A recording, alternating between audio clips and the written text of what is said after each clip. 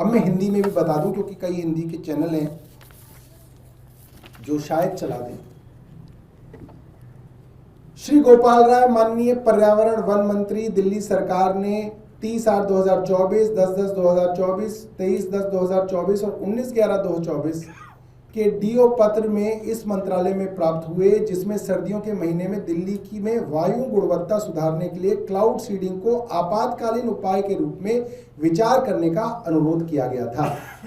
इस संबंध में भारतीय मौसम विज्ञान विभाग IMD, NCR और आसपास के क्षेत्रों में वायु गुणवत्ता प्रबंधन आयोग CAQM और केंद्रीय प्रदूषण नियंत्रण बोर्ड CPCB ने सर्दियों में दिल्ली में कृत्रिम वर्षा के लिए क्लाउड सीडिंग की संभावना पर विशेषज्ञ राय मांगी। प्राप्त विशेषज्ञ राय निम्नलिखित है, सुनिए। इस क्षेत्र में सर्दियों के बादल मुख्य रूप से पश्चिम विक्षोभ वेस्टर्न डिस्टर्बेंसेस के कारण बनते हैं, जो कम समय के लिए रहते हैं और पश्चिम से पूर्व की ओर जाते हैं। जब वेस्टर्न डिस्टर्बेंसेस के कारण निचले बादल बनते हैं तो वे आमतौर पर उत्तर पश्चिम भारत में प्राकृतिक वर्षा करते हैं, जिसके लिए क्लाउड सीडिंग की कोई जरूरत नहीं पड़ती। ऊंचे बादल जो आमतौर पे 5 से 6 किलोमीटर की ऊंचाई पर होते हैं, विमान की सीमाओं के बाहर होते हैं, इसलिए क्लाउड सीडिंग संभव नहीं है। इसके अलावा प्रभावी क्लाउड सीडिंग के लिए विशेष बादल स्थितियां जरूरी होती हैं, जो दिल्ली की ठंडी और सूखी सर्दियों के महीनों में उपलब्ध नहीं होती।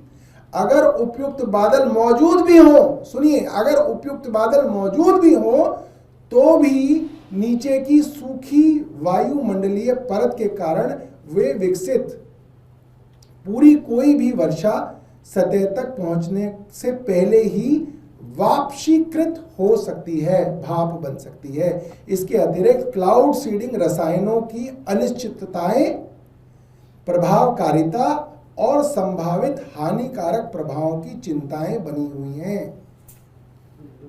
तो केंद्र सरकार ने जब दिल्ली सरकार को अपने 3 डिपार्टमेंट्स की साइंटिफिक एडवाइस दे रखी है कि cloud seeding is not possible in Delhi in the months of winter, cloud seeding is not feasible in Delhi in the months of winter.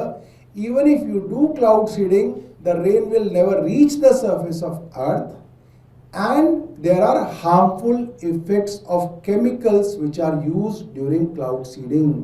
इन्होंने कहा। तो मेरा रेखा गुप्ता जी से सवाल ये है, और इन तीनों संस्थाओं से सवाल है, CPCB से, CAQM से, IMD से, कि आपने जब ये एक्सपर्ट साइंटिफिक ओपिनियन दी है तो किस बिना पर सरकार ने करोड़ों रुपए का ये सर्कस खड़ा किया?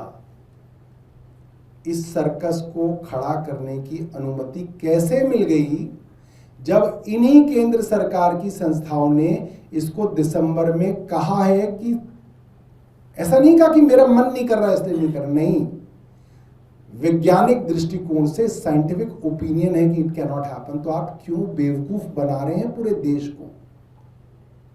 क्या जरूरत है आपको इस तरह से मूर्ख बनाने की? सुबह कहते हैं आप बारिश होगी, फिर कहते हैं विमान वहां से चढ़ गया, मैप बन रहे हैं, ग्राफ बन रहा है, लोग टीवी के ऊपर जो है धुआं उड़ा रहे हैं, बादल उड़ा रहे हैं कि साहब वहां से उड़ गया and now we will do it. ये क्या ड्रामेबाजी है? और ये क्यों हो रही है ड्रामेबाजी?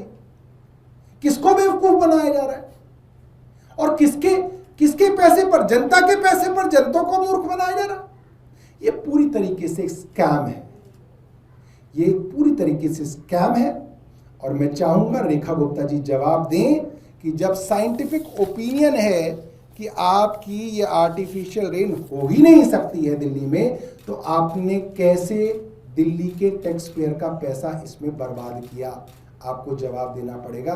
ये नौटंकी सर्कस जो है आप अपने पैसे पे कीजिए या भारतीय जनता पार्टी के पैसे पे कीजिए। ये नौटंकी सर्कस को फंड करने का काम दिल्ली की जनता का नहीं है। रेखा गुप्ता जी सुन लें कान खोल के, दिल्ली की जनता के पैसे की एक एक पाई का हिसाब हम पूछेंगे। हमें मालूम है CBI मुकदमा नहीं करेगी आप पे, ACB मुकदमा नहीं करेगी, ED आपके घर नहीं जाएगी, मगर हम जनता के तौर पे आपसे सवाल पूछेंगे। बहुत बहुत धन्यवाद।